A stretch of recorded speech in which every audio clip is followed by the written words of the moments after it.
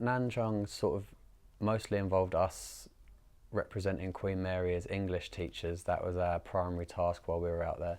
So we wanted to give the Chinese students practice in conversation, English conversation, because it's quite hard to find sort of native speaking teachers for them out there. Our role was to represent Queen Mary as ambassadors of the university and of our country as well.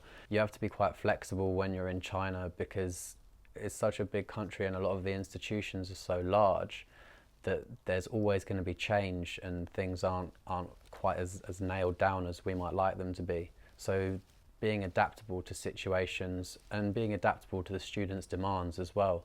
So if there were things that they'd want to learn about that we hadn't prepared for, being quick to respond to that. Clarity of communication, particularly being in somewhere like China and with non-native speakers, to be able to get your point across concisely in plain and simple English as often as possible is really important, especially when you're teaching English itself.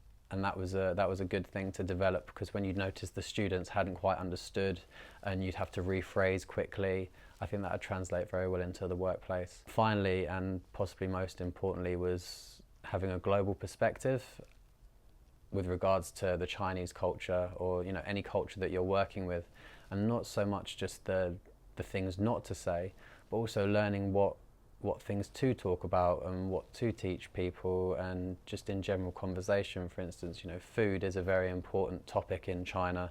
It's kind of our equivalent of talking about the weather.